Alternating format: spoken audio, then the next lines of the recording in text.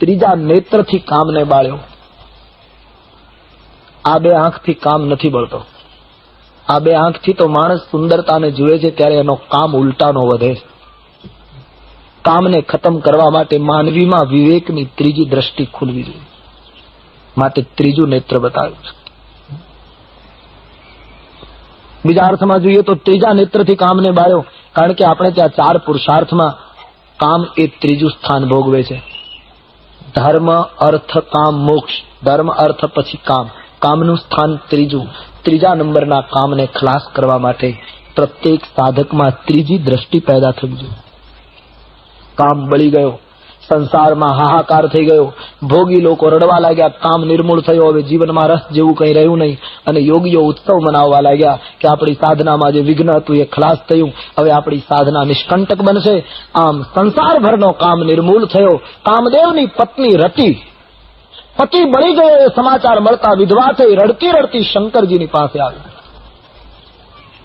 રતિનું આક્રંદ જોઈને ભગવાન શંકરને દયા આવી ગઈ, એકદમ ક્રોધ ઉતરી ગયો. રતિને જોતા જ ક્રોધને વિદાય આપી. કામને બાળતી વખતે જગતને બાળશે એવો ભય સેવાતો હતો. આટલા બધા ક્રોધમાં આવેલા શંકર રતિના આંસુ જોઈ ક્રોધને વિદાય આપી. શંકરજીની જેમ આપણામાં ક્રોધની કુશળતા આવે તો ક્રોધ પણ જીવન સાધનામાં સહાયક છે. પણ આપણો ક્રોધ છે એ કલાહીન ક્રોધ છે. શંકરજીનો ક્રોધ નોકર જેમ વર્તે, આપણો ક્રોધ માલિક જેમ વર્તે. જેમ આપણે ઘરે આવીને નોકરને કહીએ પાણી લાવો એટલે પાણી આપે, પી લઈએ, કઈ જતો રહે એટલે જતો રહે. એમ શંકરજી ક્રોધને જયારે જરૂર પડે ત્યારે બોલાવે, આવ, અને કામ પૂરું થાય એટલે જતો રહે. ત્યારે આપણે આવે છે પછી જતો નથી. આપણો માલિક બનીને ક્રોધ બેસે. એક જ મિનિટમાં એમણે ક્રોધને વિદાય આપ્યું. ક્રોધ ઉપરનું એમનું કૌશલ્ય છે. જરૂર પડે ત્યારે ક્રોધ આવે, દુર્ગુણો ઉપર ક્રોધ આવે, દુષ્વૃત્તિઓ ઉપર ક્રોધ આવે, પણ જયારે જરૂર હોય ત્યારે ક્રોધને વિદાય આપીએ. આવી કુશળતા જો સાધકમાં આવે તો જીવ શિવ થઈ જાય. ક્રોધ પણ સહાયક છે જીવનમાં, જો આટલી કલા આવે તો. ભજન હોય, સંગીતની મહેફિલ હોય તો પછી હાર્મોનિયમના સૂરની સાથે તબલું ચડાવવું પડે.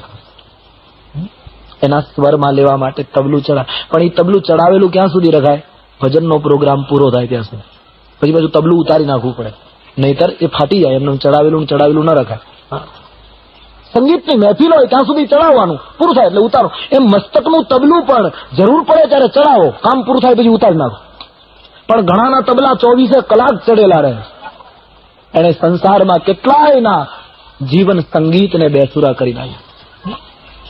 ઘણાના તબલા ચડેલા જ હોય. ઘણા માણસો તમે જોજો 24 કલાક ખીજમાં જ બેઠા હોય, એના ચહેરા જેવા હોય, આપણને એમ થાય કે આને શું તકલીફ હશે, બોલાવી ન શકાય. અમારે ગામડાઓમાં તો ખાસ ચોરાના પગથિયે બેઠો હોય ને આપણે કહીએ કેમ બેઠા છો ને, તો એમ કહે તો હું ઉભો થઈ જાઉં, તું બેસી જા. અરે ભાઈ તને ઉભો અમારે નથી કરવો, તું બેસી રહે. જરૂર પડે ત્યારે ક્રોધ આવે. એક વસ્તુ સમજી લો, ક્રોધ હંમેશા ભૂતવાદી છે. આ ત્રણેયના કાળ છે. કામ, ક્રોધ ને ક્રોધ હંમેશા ભૂતકાળ ઉપર થાય છે. કામ હંમેશા વર્તમાન માંગે છે અને લોભ હંમેશા ભવિષ્યની યોજના કરે. આ ત્રણેયનો કાળ છે. જેમ આપણે ભણતા હોઈએ ત્યારે નહીં પેપરમાં એક પ્રશ્ન, હવે ખબર નહીં મને, પણ પેલા પ્રશ્ન કાળ બદલો, વ્યાકરણમાં પ્રશ્ન, ભાષાના પ્રશ્નમાં કાળ બદલવાનો પ્રશ્ન આવે તો ભવિષ્યકાળનું વાક્ય લખ્યું હોય અને કૌંસમાં લખ્યું હોય ભૂતકાળ કરી નાખો. એમ આ ત્રણેય દુર્ગુણ છે. એનો લોભ, ક્રોધનો કાળ ભૂતકાળ છે, કામનો કાળ વર્તમાન કાળ છે અને લોભનો કાળ ભવિષ્ય. એનો જો કાળ બદલતા મને તમને આવડી જાય તો આપણે પાસ થઈ જઈએ. ક્રોધ તમે જોજો આપણા જીવનમાં નક્કી હોય, ક્રોધ હંમેશા ભૂતકાળ ઉપર થાય. ઘરની અંદર કોઈ વસ્તુ તૂટી ગઈ એના ઉપર ક્રોધ થાય. હવે જે વસ્તુ તૂટવાની હોય એ તૂટી ગઈ હોય છે, ઘટના ઘટી ગઈ હોય છે, એના ઉપર ક્રોધ થાય. નાની નાની બાબતમાં આપણે ઘરમાં નથી જોતા, બાથરૂમમાં બત્તી કોણે કરી? બત્તી થઈ ગઈ હોય, તું બંધ કરી નાખ, થઈ ગઈ તને તકલીફ હોય. પણ એક નાની સી બાબત જે ઘરમાં ઘટી ગઈ હોય છે એના ઉપર ક્રોધ હંમેશા ભૂતવાદી છે. રામાયણમાં 2 વ્યક્તિ સામસામા ક્રોધમાં આવ્યા છે, લક્ષ્મણ અને પરશુરામ.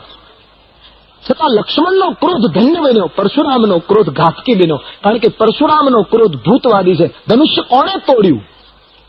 તૂટ ગયા હતા ધનુષ્ય.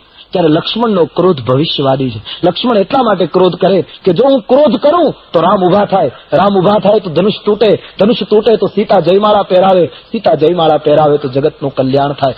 ક્રોધ જો ભવિષ્યવાદી બને,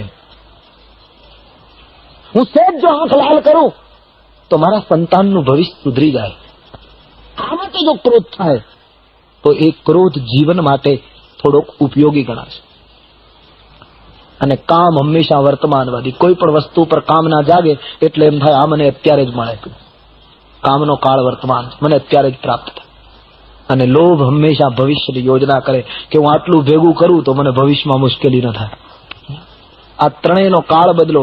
ક્રોધને ભવિષ્યવાદી બનાવી દેતા આવડે અને જે વર્તમાનનો કામ છે એને ભૂતકાળનો બનાવી દેવામાં.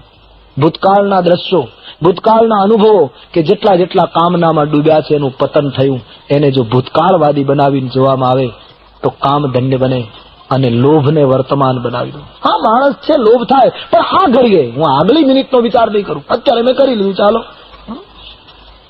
પણ સંસારમાં નથી લાગતું કે ભવિષ્યની શાંતિ માટે લોકો વર્તમાનની શાંતિ ગુમાવે. એક વર્ષ પછી મને આટલું થાય એના માટે અત્યારનું જીવન બરબાદ કરી નાખે. ત્રણેયનો જો કાળ બદલતા આવડે સાધનામાં તો જીવન ધન્ય બને. શંકર ભગવાને ક્રોધને વિદાય આપી, રતિને આશીષ. શંકર ભગવાન આટલો બધો ક્રોધ કરે છે, પણ કોઈ શાસ્ત્રમાં તમે વાંચ્યું કે શંકર ભગવાનને ક્રોધાવતાર કયા? જ્યાં જોઈએ ત્યાં કર્પૂર ગૌરમ કરુણાવતાર, નહીતર ક્રોધાવતારમ કેવું જોઈએ, કારણ કે એનો ક્રોધ કલામય ક્રોધ છે. રતિને કહું તારો પતિ તો મૃત્યુમાં ખલાસ થયો શરીરથી, પણ હવે તારા પતિને શરીર વગર બધાના મનમાં રહીને વ્યાપશે એવું વચન આપું છું. અને તારો પતિ સદેહ દ્વાપર યુગમાં જયારે કૃષ્ણ અવતાર થશે ત્યારે કૃષ્ણ પુત્ર ના રૂપમાં તને પતિ તરીકે પ્રાપ્ત થશે. રતિને આશીર્વાદ આપી રતિ વિદાય થઈ.